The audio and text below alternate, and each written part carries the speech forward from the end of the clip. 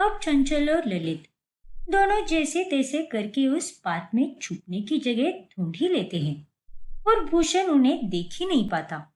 लगता है मुझे आंखों का धोखा हुआ है। फिर अब मुझे घर चलना होगा, क्योंकि बारिश किसी भी वक्त आ सकती है और मेरे पास तो छाता भी नहीं है। चले गए तुम्हारे पापा। अब हम बाहर निकलकर आराम से बैठ सकते हैं। मैं तो आज बाल बाल बच गई हूँ, वरना आज तो मेरी शामत ही आ जाती। देखो चंचल, मैं बस तुमसे यही कहना चाहता हूँ कि तुम्हारा गुस्सा होना जायज है, लेकिन मैं भी हालातों के कारण मजबूर था।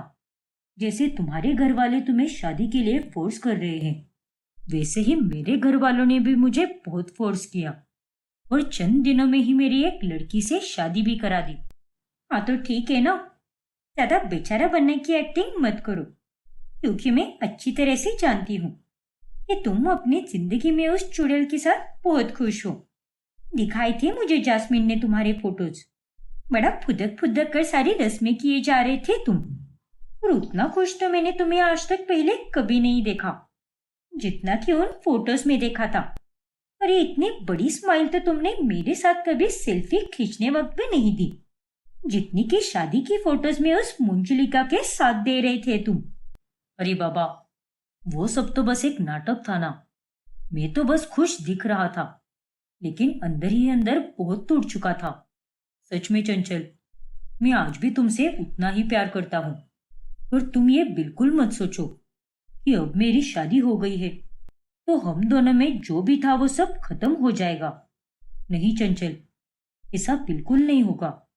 हम दोनों तो अब भी छुप छुप कर मिल सकते हैं और एक साथ प्यार भरा समय बिता सकते हैं।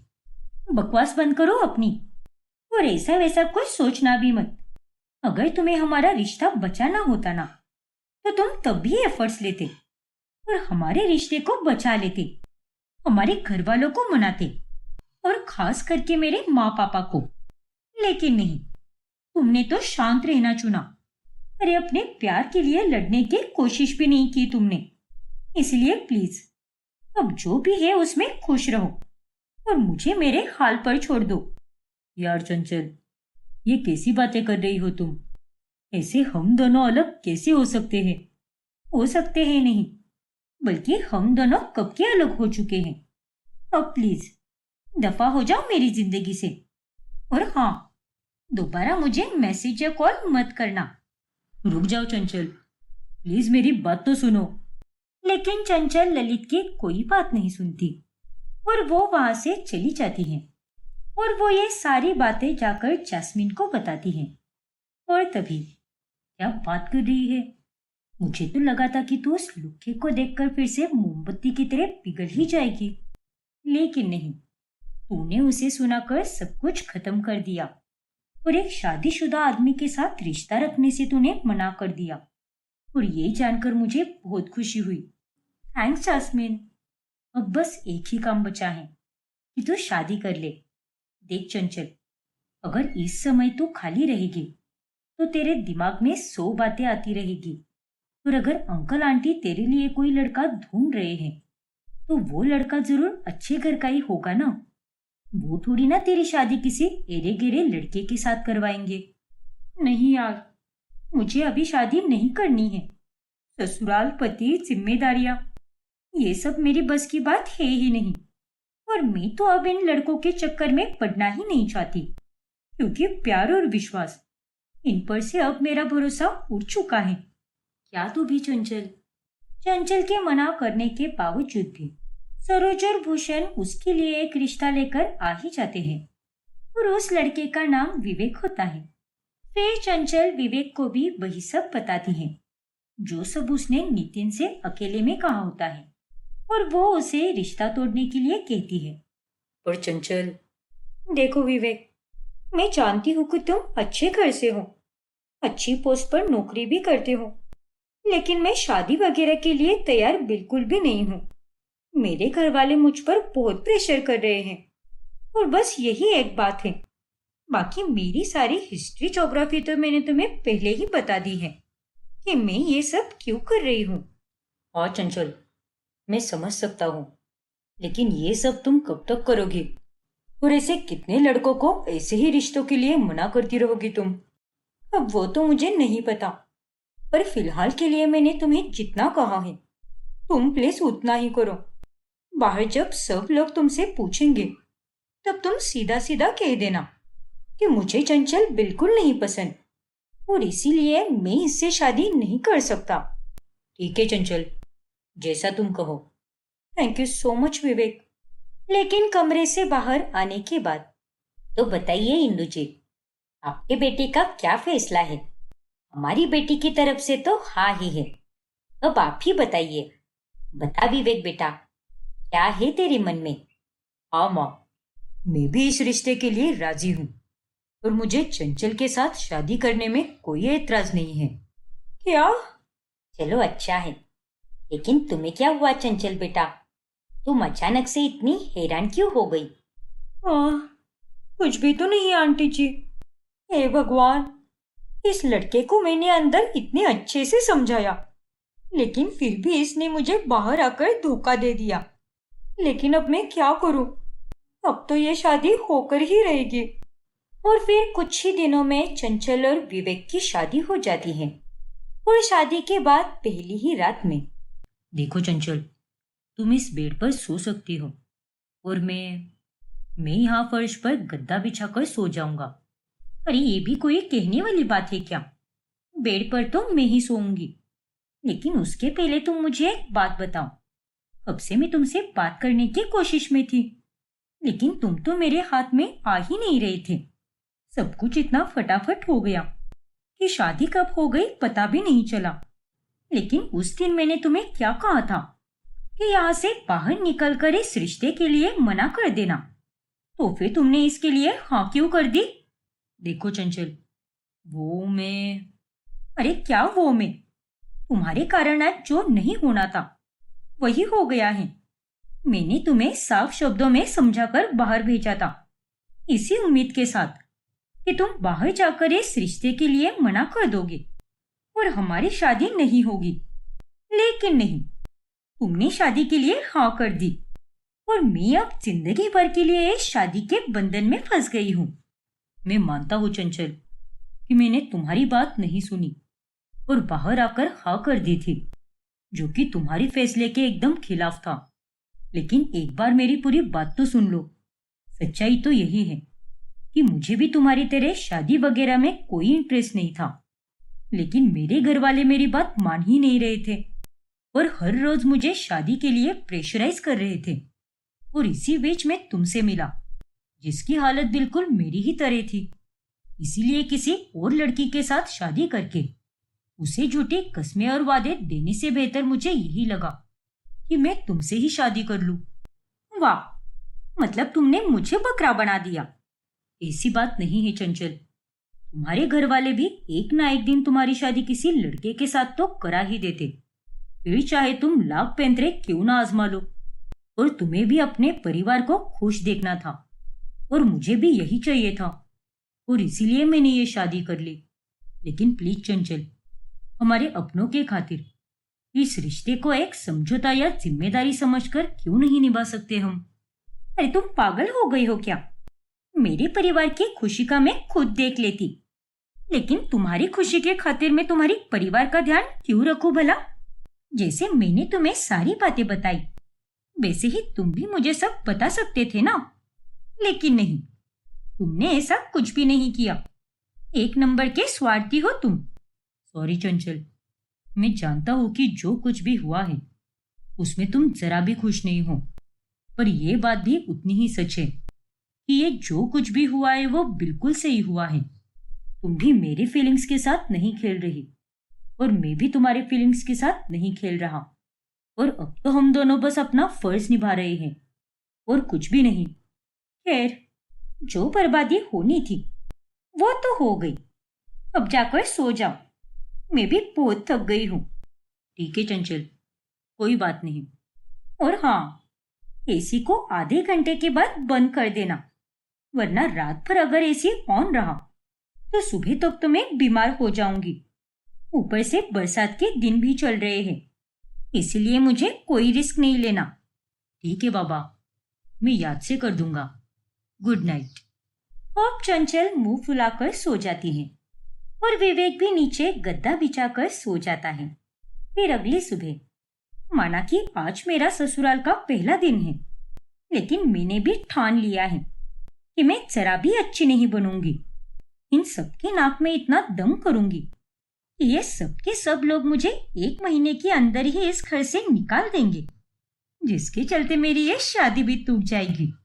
चलो अब फिर से सो जाती हूँ, फिर सीधे 10 बजे के बाद ही उठूंगी।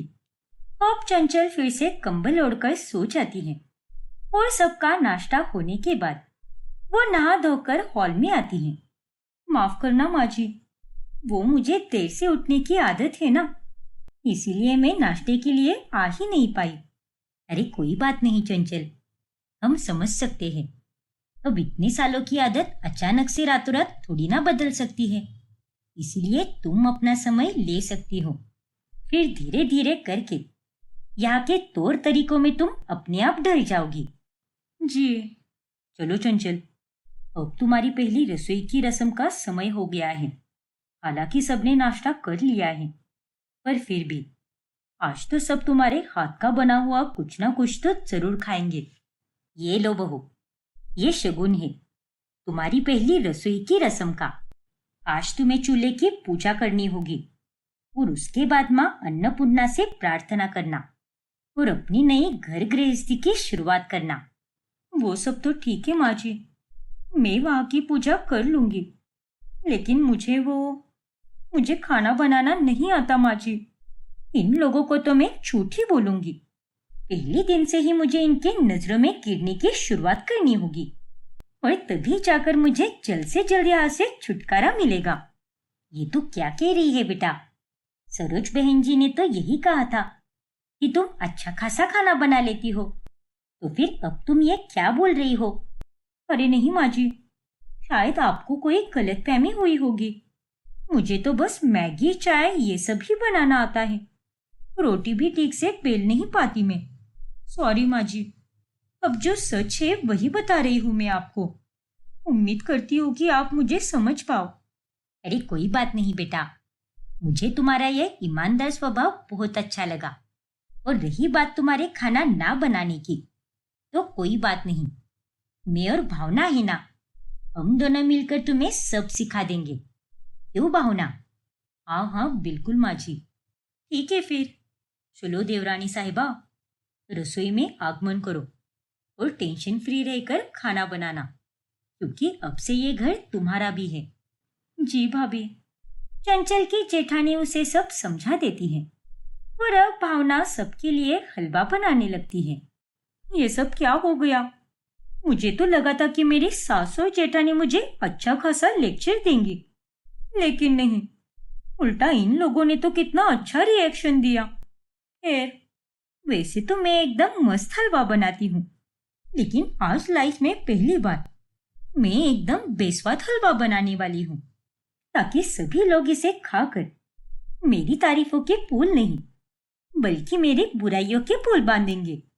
अब चंचल जानबूझकर हलवा बिगाड़ देती है और वो हलवा सबको परोसती है, लेकिन उसके सभी घर वाले वो हलवा खुशी से खा लेते हैं। चलो कोई बात नहीं, गुड ट्राई बेटा। ऐसे ही तुम कोशिश करोगी तो चंद दिनों में तुम सब कुछ एकदम अच्छे से सीख पाओगी। हाँ चंचल, पापा ने बिल्कुल सही कहा। और बहू, ये रहा तुम्हारा नेक। शुक्रिया पापा जी। फिर बाद में थोड़ा सा हलवा बच गया है माँ जी, वो मैं ही खा लूंगी, आप लोग उसे मत खाना। पहले ही वो कितना बुरा बना है, लेकिन फिर भी आप सबने मेरा मान रखने के लिए उस बेस्वाद हलवे को एकदम खुशी खुशी खा लिया। अरे नहीं बहू, ऐसा बिल्कुल नहीं है। वो हलवा तो परिमल जी को भी बहुत पसंद आया है। देखो बेटा, तुमने कहा था ना कि तुम्हें खाना बनाना नहीं आता, तो उसके अनुसार तो तुमने काफी अच्छी कोशिश की। और खाना बनाने में तो स्वाद मसालों से ही तो आता है, लेकिन उसमें अगर बनाने वाले का प्यार भी मिल जाए तो वो खाना और भी अच्छा हो जाता है। हे भगवान, किस मिट्टी की बनी है ये बुढ़िया? ये तो मिश्री से भी ज्यादा मीठी है। ठीक है माँ जी, फिर मैं इसे फ्रिज में रख देती हूँ। फिर जब आप लोगों का मन हो तब खा लेना। फिर कुछ दिनों के बाद चंचल पग फेरी की रस्म के लिए वापस मायके चली जाती है। तो कैसी रही पहली रसोई की रस्म? क्या खिलाया तूने सबको? अरे क्या हुआ बेटा, तू कुछ बोल क्यों नहीं रही? ससुराल का पहला दिन अच्छा तो रहा ना? किसी ने कुछ कहा तो नहीं ना तुझे? अरे कोई क्या ही कहेगा मुझे, और किस मुंह से बात करूं मैं आपसे? सारी खुशियां तो आपने मेरी छीन ही ली है। ना चाहते हुए भी मुझे शादी क्यों करनी पड़ी? हे भगवान, ये तू क्या बोल रही है बेटा? तू तो अब भी उस बात को लेकर बैठी है। मुझे तो ये लगा था कि जगह और लोग बदलने पर तुझ में बदलाव आया होगा। ये सब तू क्या बोल रही है चंचल? अरे कब तक उस बेवकूफ लड़के के सदमे में रहेगी तू? अरे उसने तो तुझसे अलग होने के कुछ ही दिनों बाद शादी भी कर ली, लेकिन तू अब भी उस बात को लेकर बैठी है। और नहीं तो क्या? अरे जब वो अपने जीवन में आगे बढ़ सकता है तो तू क्यों नहीं बढ़ सकती? आखिर क्या दिक्कत है तुझे? वैसी बात नहीं है माँ, मुझे उस ललित के जाने का कोई गम या पछतावा नहीं रहा। अरे उस नालायक से तो मुझे अब कोई लेना देना भी नहीं है। बात तो बस यही है कि मुझे शादी नहीं करनी थी, और ये जिम्मेदारी के बोझ तले मुझे नहीं दबना था। मैंने आप दोनों को पहले भी कहा था, और अब भी यही कह रही हूँ कि मुझे तो ये शादी का कॉन्सेप्ट ही नहीं पसंद। वो तो लल्लू ललित से मैं प्यार कर बैठी थी, इसीलिए अंधी होकर शादी के लिए मैं राजी भी हो गई थी। वो जो कुछ भी हो, लेकिन परिवर्तन ही जीने का सही तरीका होता है। आज तुझे ये सब गलत लग रहा होगा और इन सब से चिढ़ मच रही होगी, लेकिन देखना, कल को तुम हमें इसी बात को लेकर शुक्रिया बोलोगी। ऐसा कुछ भी नहीं होने वाला पापा। देखना आप दोनों, अगर 1 महीने में मैं यहाँ पर वापस नहीं आई तो मेरा नाम भी चंचल नहीं। इतना कहकर चंचल अपने कमरे में चली जाती है, और उसके मुंह से ये बातें सुनकर सरोज और भूषण दोनों भी काफी हैरान रह जाते हैं। अब आगे क्या होगा जानने के लिए हमारा अगला भाग देखना ना भूलें। और अगर आपने हमारा चैनल सब्सक्राइब नहीं किया है तो अभी सब्सक्राइब कीजिए और बेल आइकॉन दबाना ना भूलें। कैसी मुसीबत हो जाएगी मानवी? क्या हुआ है? कुछ भी तो नहीं नकुल। वो अरे नकुल, तुम्हारी बीवी मुझे ये कह रही है कि अगर मैंने और तुमने पंजा लड़ाने का कंपटीशन कर लिया तो मेरे लिए मुसीबत हो जाएगी, क्योंकि तुम मुझे हरा दोगे। क्या? हाँ, यही बोल रही थी मैं वीरेंद्र जी से। क्या तुम भी मानवी? खैर, ये सारी बातें होती ही रहेगी। मुझे एक अर्जेंट ऑनलाइन मीटिंग ज्वाइन करनी है जो कुछ ही देर में है, इसीलिए मुझे जाना होगा। ओह, ऐसी बात है क्या? ठीक है, फिर मिलते हैं। चलिए मानवी जी, आता हूँ मैं। जी। फिर ये सारी बातें मानवी अपनी सहेली हेतल को कॉल करके बताती है। तभी, हे भगवान, ये वीरेन ना, सच में इसका तो अब बहुत ही ज्यादा हो रहा है। मैं तुझे बोल रही हूँ हेतल कि वो यहाँ पर मेरे घर गृहस्थी बर्बाद करने आया है, और कुछ नहीं। देख मानवी, तू उससे घर में बात करने की कोशिश भी मत कर, क्योंकि अगर तू ऐसा करेगी तो कोई ना कोई आता ही रहेगा। और इन सब से अच्छा तो यही है कि तू उससे बाहर अकेले में मिल ले और उसे कह दे कि वो तुझसे दूर ही रहे। हाँ हेतल, अब तो मुझे भी वही लग रहा है। आज तो मैं बाल बच गई। जैसे तैसे नकुल को कुछ तो कह दिया मैंने, लेकिन अगली बार फिर से अगर किसी ने देख लिया और हमारे रिश्ते के बारे में जान लिया तो बहुत बुरा हो सकता है। और ये बात किसी को भी पता नहीं चलनी चाहिए कि हम दोनों एक दूसरे के गर्लफ्रेंड बॉयफ्रेंड रह चुके हैं। हाँ मानवी, तूने बिल्कुल सही कहा। फिर एक दिन जब मानवी के सारे घर वाले कहीं बाहर गए होते हैं, तभी मौके का फायदा उठाते हुए मानवी वीरेन के घर चली जाती है। अरे मानवी, तुम यहाँ पर, वो भी मेरे घर में? देखो वीरेन, मैं तुम्हें यहाँ पर बस इतना ही कहने आई हूँ कि मेरे परिवार से दूर रहो। मेरी जिंदगी बहुत मुश्किलों के बाद अच्छी हुई है, इसीलिए कह रही हूँ, प्लीज उसे खराब मत करो। ये तुम क्या कह रही हो मानवी? अब मैंने क्या किया है? क्या कह रही हो का क्या मतलब है? तुम्हें कुछ समझ नहीं आ रहा क्या? तुम्हें यहाँ पर आना ही नहीं चाहिए था। तुम जानबूझकर मेरे ससुराल के पड़ोस में आकर रहने आए हो ताकि फिर से मेरी जिंदगी में दखल अंदाजी कर सको, है ना? ओ प्लीज मानवी, जो मन में आए बोले जा रही हो। मैं यहाँ पर कोई जानबूझकर नहीं आया हूँ। हम दोनों में जो भी था वो सब खत्म हो चुका है, और उसके बाद मुझे तो पता भी नहीं था कि तुम कहाँ हो और कैसी हो। जैसे तुम्हें मुझे देखकर हैरानी हुई है, वैसे ही मुझे भी तुम्हें देखकर हैरानी हुई है। अब ये तो भगवान ही जाने कि तुम कितना सच बोल रहे हो और कितना झूठ।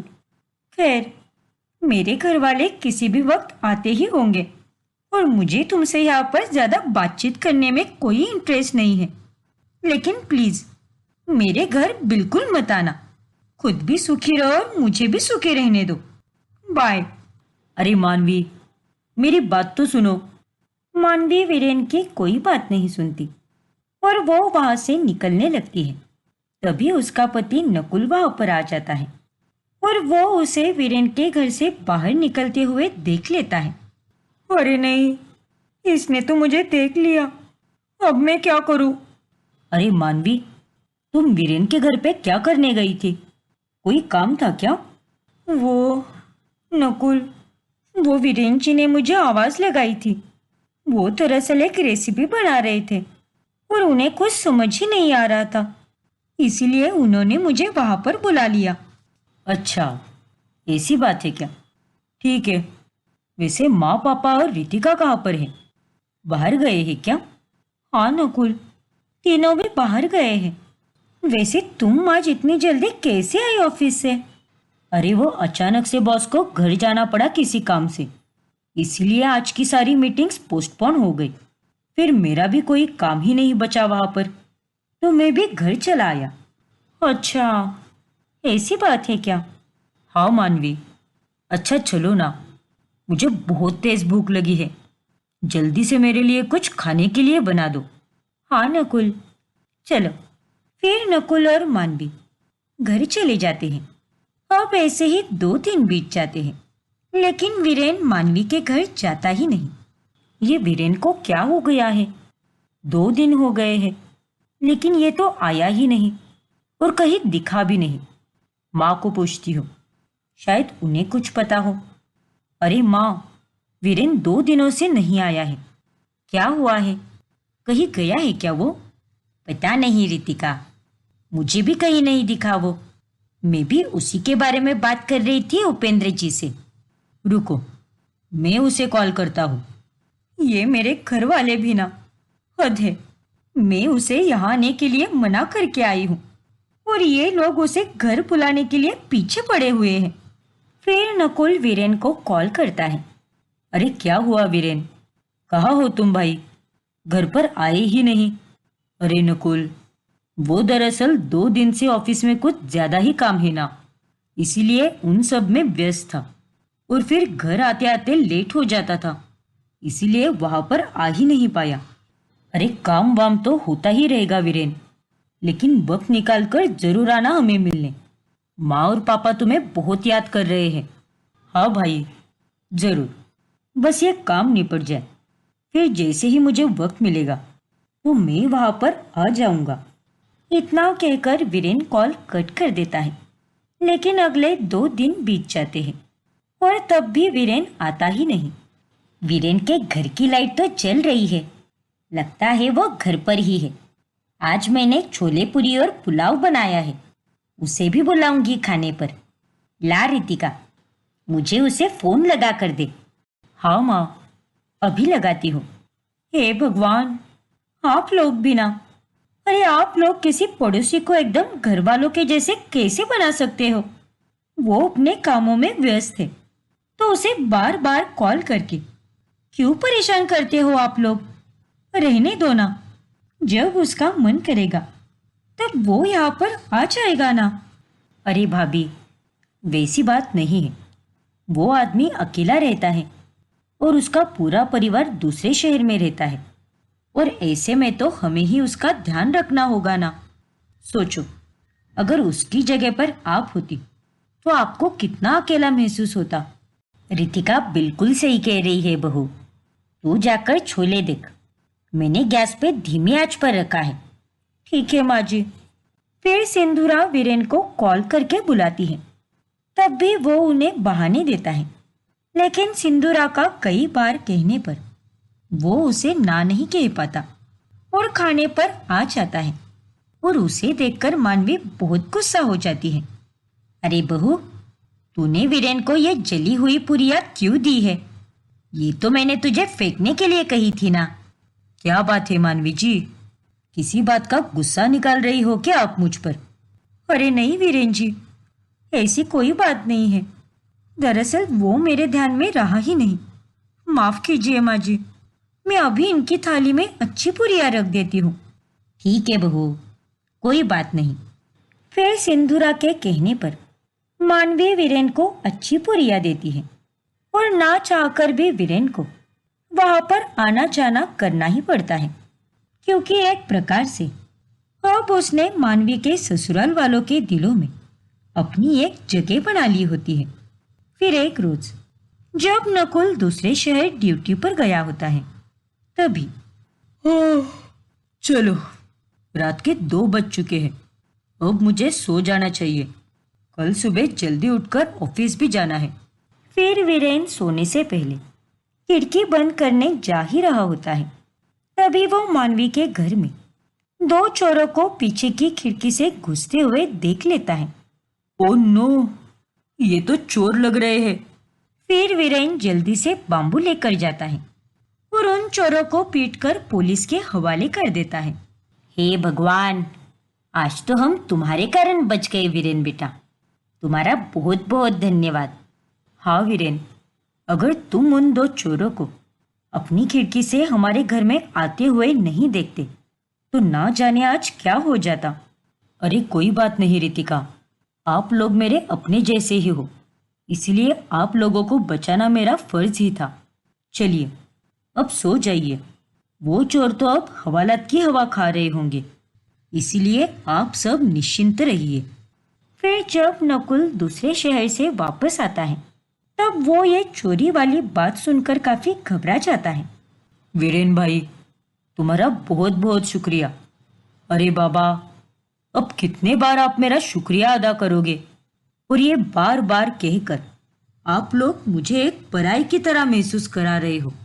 ऐसा कुछ भी नहीं है बेटा, तुम हो ही इतने अच्छे कि तुम्हारे लिए मुंह से सिर्फ अच्छे शब्द ही निकलते हैं। और वीरेन, तुमने जो हम सबके लिए किया है, उसके बदले में मैं तुम्हें कुछ भेंट तो जरूर दूंगा, एक बड़े भाई की तरह। बोलो, क्या चाहिए तुम्हें? अरे यार, कुछ नहीं चाहिए मुझे। हाँ, बस मानवी जी के हाथ की एक अदरक वाली चाय और साथ में रस्क मिल जाता तो बढ़िया होता। बस इतनी सी बात। मानवी अभी तुम्हारे लिए चाय बना देगी। क्यों मानवी? हाँ नकुल, क्यों नहीं। फिर मानवी रसोई में चली जाती है और वो चाय बनाने लगती है। उसे मेरे हाथ का खाना बहुत पसंद था, इसलिए वो बार बार खाने की बात निकालता रहता है। हे भगवान, ये आपने क्या कर दिया है? प्लीज मुझे इस मुश्किल घड़ी से बाहर निकालो और इस आदमी को भी मेरी जिंदगी से हमेशा हमेशा के लिए बाहर निकाल के फेंक दो। फिर एक रोज वीरेन 2 दिन के लिए बिजनेस ट्रिप पर जाता है। तभी वो वहां से सबके लिए कुछ ना कुछ लेकर आता है। अरे वाह बेटा, ये बटवा तो बहुत ही मस्त है। और ये गॉगल्स भी। वाह, इन्हें पहनकर तो मैं कितनी क्लासी लग रही हूँ, है ना भाभी? हाँ रितिका, बहुत सुंदर लग रही हो तुम। अरे वीरेन बेटा, तुम हम सबका कितना ख्याल रखते हो, और ये शॉल भी बहुत सुंदर है। मुझे हमेशा से ऐसी ही शॉल चाहिए थी। अरे बेटा, तुमने नकुल के लिए जूते और कोट लाया है, लेकिन बहू के लिए कुछ लाया नहीं क्या? है ना काका जी? ये आपके लिए Manvi ji. Thank you Viren ji. You are welcome Manvi ji. भाभी, खोलकर देखिए ना, क्या है इसमें? हाँ रितिका। फिर मानवी जब वो बॉक्स खोलती है तब उसमें एक सुंदर सा ब्रेसलेट होता है और उसे देखकर वो हैरान रह जाती है। ये ब्रेसलेट, ये तुमने क्यों लाया वीरेन? मानवी का ये बर्ताव देखकर सभी लोग चौंक जाते हैं। अरे भाभी, ये आप क्या कह रही हो? ओह, मेरा मतलब, वीरेन जी, आपको ये लाने की कोई जरूरत नहीं थी। खामखा अपने पैसे वेस्ट कर दिए। अरे नहीं मानवी जी, इसमें पैसे वेस्ट होने वाली कोई बात नहीं है, क्योंकि मैंने सबके लिए जो भी लाया है पूरे दिल से लाया है। इसीलिए आप भी इसे अपना लीजिए प्लीज मानवी जी। ठीक है वीरेन जी, थैंक यू। फिर बाद में मानवी अपने कमरे में जाकर हेतल को कॉल करके सब कुछ बताती है। क्या? हाँ हेतल, उसने सेम टू सेम वही ब्रेसलेट लाया है जो देखकर उसने मुझे प्रपोज किया था। मेरी दुखती नस को दबाना वो अच्छे से जानता है। मेरा मन तो ऐसा कर रहा है कि उसे खूब सुनाऊं और इस मोहल्ले के बाहर जाकर फेंक दूं। इतना मेरे दिमाग में घुस चुका है वो आदमी। तू चिंता मत कर मानवी, और अपनी भावनाओं को काबू में रख। कहीं तू ही अपने लिए मुसीबत ना खड़ी कर दे। हाँ ना यार, वो भी है। मानवी को अब वीरेन के अपने पड़ोस में होने के कारण बहुत बेचैनी और चिंता लगी रहती है। फिर रात में जब नकुल घर आता है तभी, देखो ना मानवी, वीरेन सबके लिए कुछ ना कुछ लेकर आया है। सच में दिल का एकदम भला आदमी है वो। अरे क्या तुम भी नकुल, और ये वीरेन वीरेन क्या लगा के रखा है सबने? किसी के पास और कोई टॉपिक नहीं है क्या बात करने के लिए? जिसे देखो वो बस वीरेन के ही गुणगान गाने में बिजी है। मानवी, क्या हुआ है तुम्हें? क्यों इतनी हाइपर हो रही हो? अरे तो फिर क्या कहूं मैं? कल के आए पड़ोसी को तुम सब लोगों ने कितना सर पे चढ़ा के रखा है। अरे माजी और तुम्हारा बस चलेगा तो तुम उसे इतना भी कह दोगे कि भाई तू पड़ोस में मत रह। एक काम कर, हमारे घर में ही रहने आ जा। क्यों? सही कह रही हूं ना मैं? लेकिन मानवी, देखो नकुल, अब मुझे इस बारे में कोई बात नहीं करनी। मेरा सिर फटा जा रहा है और अब मैं कॉफी पीने जा रही हूँ। इतना कहकर मानवी वहां से चली जाती है। वीरेन के बारे में सुनकर इसने इतना गुस्सा क्यों किया? आखिर क्या बात हो सकती है? तो अब आगे क्या होगा जानने के लिए हमारा अगला भाग देखना ना भूलें। और अगर आपने हमारा चैनल सब्सक्राइब नहीं किया है तो अभी सब्सक्राइब कीजिए और बेल आइकॉन दबाना ना भूलें। अरे छोटी, आ गई तुम? चलो जल्दी से हाथ मुंह धोकर बैठ जाओ। हाँ छोटी, जल्दी आओ। हमें तुम्हारे भाइयों ने बताया है कि तुम्हें मीठे में आगरे के पेठे बहुत पसंद है, इसलिए हमने खास तुम्हारे लिए मंगवाए हैं। नहीं, मुझे कुछ नहीं खाना है। ये पेठे आप अपने पास ही रखिए। इतना बोलकर आंचल वहां से चली जाती है। उतने में वहां पर जतिन और राहुल आता है। रुक जाओ छोटी, आखिर ये क्या तरीका है बात करने का? जाने दो ना राहुल, उसका मन नहीं होगा खाने का, इसलिए उसने ऐसा बोला होगा। लेकिन अगर मन नहीं है तो सीधे सीधे मना कर देना। उल्टा बोलने की क्या जरूरत है? और हमने अगर इसे अभी नहीं रोका तो ये कभी नहीं सुधरेगी। अरे कोई बात नहीं, वो अभी छोटी है ना, उसे हमारी तरह समझ नहीं है। इस उम्र में ऐसा होना जायज है। समय के साथ साथ वो अपने आप सुधर जाएगी। हाँ, वरना डांट कर उल्टा वो ज्यादा बिगड़ेगी।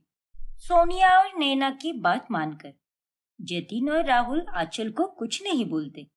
इन दोनों भाभीियों का कुछ ना कुछ तो करना ही पड़ेगा। अब तो मैं इन चारों में इतनी दूरियां लाऊंगी कि वो लोग हमेशा हमेशा के लिए अलग हो जाएंगे और फिर मेरे भाई मुझसे कभी दूर भी नहीं होंगे। फिर एक दिन जब राहुल का जन्मदिन होता है तभी नैना उसके लिए बहुत कुछ प्लान करती है। भाभी, मुझे माफ कर देना, लेकिन उस दिन मेरा सहेली के साथ झगड़ा हो गया था, इसीलिए मैंने वो पेठे खाने से मना कर दिया। लेकिन आज मेरा मूड एकदम मस्त है। चलिए, आज हम साथ मिलकर पेठे खाएंगे। आइए ना। अरे नहीं छोटी, तुम खा लो, मैं बाद में खा लूंगी, क्योंकि मुझे अभी बहुत सारी तैयारियां करनी है। क्योंकि राहुल के काम से आने के बाद मुझे उसे एक बहुत बड़ा सरप्राइज देना है। अरे वाह भाभी, क्या बात है। तो इसी मौके पर मीठा खा लीजिए ना, इससे आपकी तैयारी में 4 चांद लग जाएंगे। चलिए, हम साथ मिलकर खाते हैं। लेकिन छोटी, प्लीज भाभी, मेरे लिए थोड़ा तो खा लीजिए। अच्छा ठीक है बाबा, दे दो।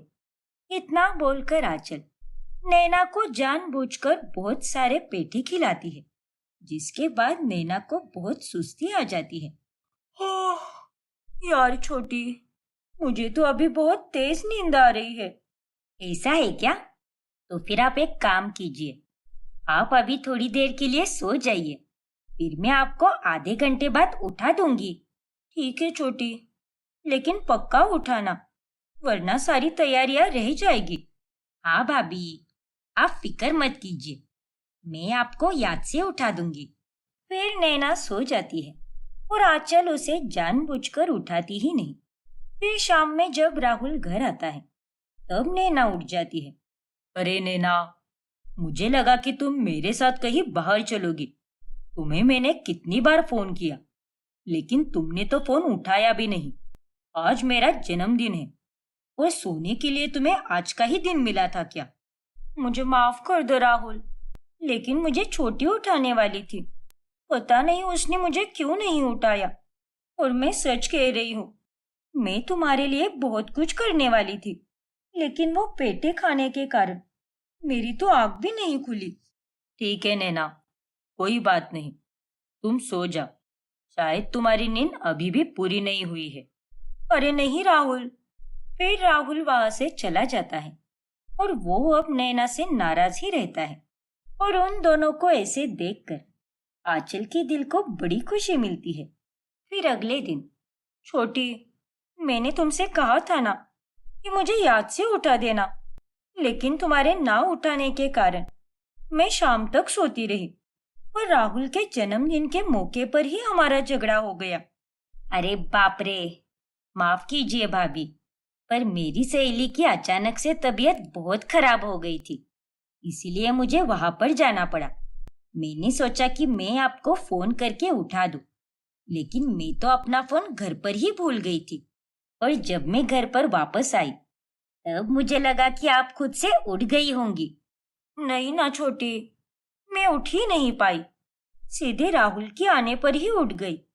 उसने तो मुझे कितने सारे कॉल किए, वो भी नहीं उठाए मैंने, जिस कारण वो मुझ पर और गुस्सा हो गया। अरे रे रे रे, माफ करना भाभी, लेकिन मैंने कुछ भी जानबूझकर नहीं किया। कोई बात नहीं छोटी, और मैं समझ सकती हूँ। वैसे तुम्हारी सहेली अब ठीक तो है ना? हाँ भाभी, अब वो एकदम ठीक है।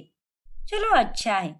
ऐसे ही एक रोज, जतिन, आज मेरी सहेली के घर हमें साथ में जाना है, इसीलिए समय पर आ जाना।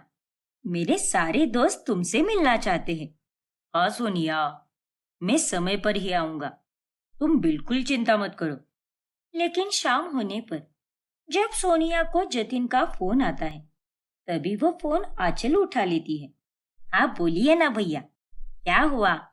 भाभी जरा काम में व्यस्त है, इसीलिए मैंने फोन उठाया। अरे कुछ नहीं छोटी, बस अपनी भाभी से ये कह देना कि मुझे आने में थोड़ी देर हो जाएगी, इसलिए मेरा थोड़ा इंतजार करे, फिर हम दोनों साथ में ही निकलेंगे। अच्छा ठीक है भाई, वैसे आप दोनों कहाँ पे जा रहे हो? वो सोनिया की सहेली का कोई फंक्शन है, वहीं पे जा रहे हैं। अच्छा ठीक है भाई, मैं उन्हें बता दूंगी। लेकिन आंचल सोनिया को कुछ और ही बोलती है। भाभी, भाई का फोन था और वो बोल रहे थे कि उन्हें आने में थोड़ी देर होगी, इसीलिए आप पहले ही निकल जाइए, वो सीधा फंक्शन में ही पहुंच जाएंगे। ऐसी बात है क्या? ठीक है, फिर मैं जल्दी निकलती हूँ। फिर सोनिया तैयार होकर अकेली ही चली जाती है, जिसके बाद घर पर जतिन आता है। अरे छोटी, तुम्हारी भाभी कहाँ पर है? अरे भाई, वो भाभी आपकी राह देख देख कर चली गई थी और वो ये भी कह रही थी कि आपको तो वक्त पर आने भी नहीं होता, बस इंतजार करवाते रहते हो। हे भगवान, लेकिन मैंने तो उसे पहले ही कहा था कि वो मेरा इंतजार करे। हाँ भाई, मैंने भी भाभी को वही बोला, लेकिन उन्होंने मेरी कोई बात नहीं सुनी। इस तरह से आंचल उन दोनों के बीच में गलतफहमियां पैदा कर देती है। फिर रात में, चुप रहो तुम जतिन, आज तुमने मेरा दिल दुखाया है। मैंने तुम्हारी कितनी राह देखी, लेकिन तुम तो वहां पर आए भी नहीं। अरे लेकिन मैंने तो छोटी से कहा था कि तुम्हें घर पर रुकने के लिए बोले, ताकि हम दोनों वहां पर साथ निकल सके। लेकिन तुम्हें तो मेरे बगैर अकेले ही जाना था ना। झूठ मत बोलो जतिन, तुमने कहा था कि मैं वहां पर पहले जाऊं और तुम सीधे वहीं पर आओगे। नहीं सोनिया, मैंने ऐसा कुछ भी नहीं कहा। छोटी ने तुम्हें गलत कहा है, लेकिन वो गलत क्यों बोलेगी भला? बताओ। वो सब मुझे नहीं पता, लेकिन मैं सच बोल रहा हूँ। रहने दो जतिन, अब तुम जाओ यहाँ से। मुझे तुमसे कोई बात नहीं करनी। सोनिया और जतिन के बीच में भी अब तनाव आ जाता है। फिर बाद में जतिन आंचल के पास जाता है। छोटी, मैंने तुमसे क्या कहा था और तुमने जाकर सोनिया को क्या कहा? तुमने हम दोनों से झूठ क्यों बोला? हाँ? अरे नहीं भाई, मैंने तो उन्हें वही कहा जो आपने मुझे कहा था, कि वो आपका इंतजार करे, फिर आप दोनों फंक्शन में साथ में जाएंगे। अब उन्होंने ही मेरी बात का गलत मतलब निकाला, तो इसमें मैं क्या कर सकती हूँ भाई? इस तरह से आंचल अब बात को घुमाकर जतिन की नजर में सोनिया को ही गलत ठहराती है। अब मजा आ रहा है। ऐसे ही इन चारों में कलेश बना रहे और फिर ये लोग एक दूसरे को छोड़ देंगे, यही मेरी इच्छा है। लेकिन एक हफ्ते बाद आंचल देखती है कि जतिन और सोनिया दोनों साथ में मंदिर जा रहे हैं। अरे ये क्या? ये दोनों तो कल रात तक एक दूसरे से कितने नाराज थे, लेकिन अब खुशी खुशी एक साथ मंदिर जा रहे हैं। राहुल भाई और नैना भाभी भी एक दूसरे के साथ कितने अच्छे से बात कर रहे थे। इसका मतलब मैंने लगाई हुई आग का असर कम होने लगा है। पर मैं हार नहीं मानूंगी। एक चाल नाकामयाब रही तो क्या हुआ, दूसरी चाल तो कामयाब होकर ही रहेगी। फिर आंचल प्रताप के घर जाती है। नमस्ते काका जी। अरे नमस्ते बेटा, तुम यहाँ पर? आओ ना, बैठो। वो मैं यही पास से गुजर रही थी, तो सोचा कि क्यों ना आपसे मिलती जाऊं। कैसे हो आप? सब बढ़िया बेटा, तुम बताओ, तुम कैसी हो? और घर पर सब ठीक है ना? मेरी बच्चियां और दामाद कैसे है? हम सब एकदम बढ़िया है काका जी। बस पिछले एक हफ्ते से दोनों भाई और भाभीयों में थोड़ी सी अनबन चल रही थी। कुछ हुआ था उनमें राहुल भाई के जन्मदिन पर, और उसके अगले दिन सोनिया भाभी और जतिन भाई के बीच में। क्या? ये तुम क्या कह रही हो? हाँ काका जी, दोनों भाई भाभी एक दूसरे से सीधे मुंह बात भी नहीं कर रहे थे। पिछले एक हफ्ते से चल रहा है ये सब, और मैंने उन्हें पूछना भी ठीक नहीं समझा। अच्छा नहीं लगता ना, इसीलिए। हे भगवान, ये तो बड़ी चिंता वाली बात है। सो तो है। आंचल अब प्रताप को भी भड़काती है, जिसके बाद वो उन चारों को फोन करके समझाता है। हाँ बेटा, मैं तुम्हारी बात समझ सकता हूँ, लेकिन फिर भी मेरी बेटियों के साथ अच्छे से रहो तुम दोनों। उन्हें भी समझ कर लो। समझ रहे हो ना मेरी बात?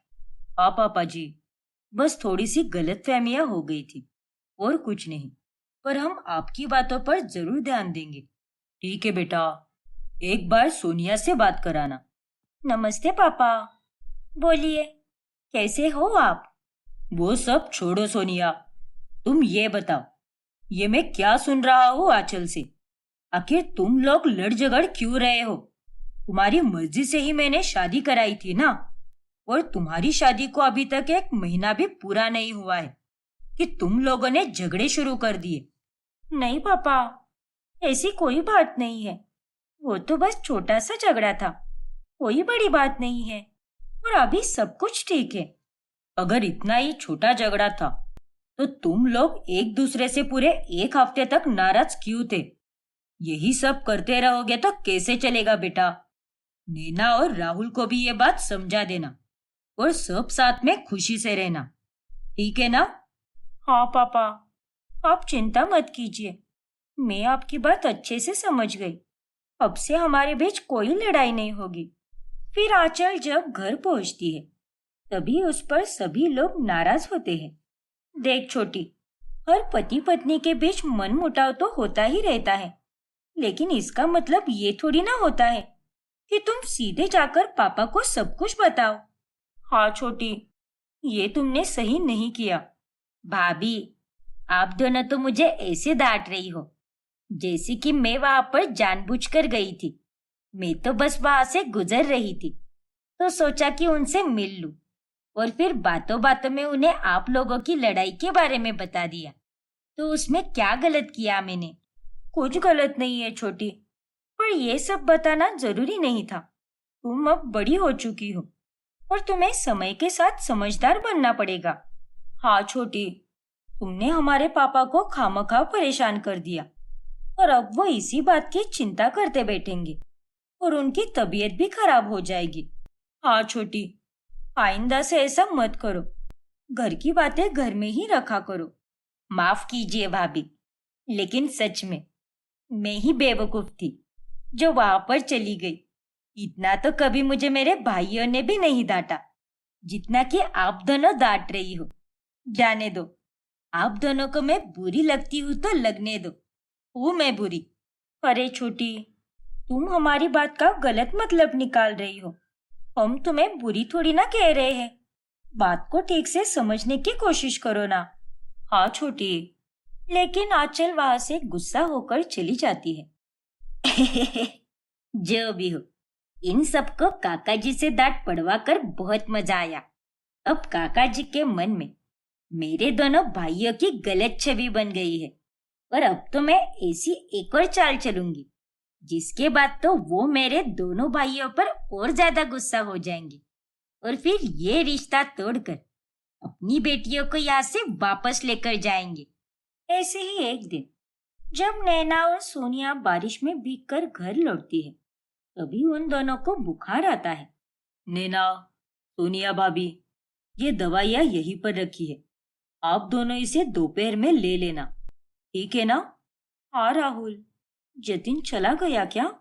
हाँ भाभी, उसकी आज सुबह सवेरे एक जरूरी मीटिंग थी, इसीलिए उसे जाना पड़ा। आप सो रही थी ना, तो इसीलिए उसने आपको जगाया नहीं और कहा कि मैं आपको दवाई देते जाऊं। शुक्रिया राहुल। अच्छा तो मैं अब चलता हूँ, आप अपना ख्याल रखिए। कुछ भी हो, नौकरों को या छोटी को बोलिए, वरना मुझे या जतिन को कॉल कीजिए। इतना कहकर राहुल वहां से चला जाता है, जिसके बाद सोनिया और नैना भी सो जाती है और तभी कमरे में आंचल आती है और वो सही दवाइयों की जगह पर गलत दवाइयाँ रखती है। और फिर जब वो दोनों दोपहर में वो दवाइयाँ खाती है तब वो वहीं पर बेहोश हो जाती है। अब कहानी में आगे क्या होगा जानने के लिए हमारा अगला भाग देखना ना भूलें। और अगर आपने हमारा चैनल सब्सक्राइब नहीं किया है तो अभी सब्सक्राइब कीजिए और बेल आइकॉन दबाना ना भूलें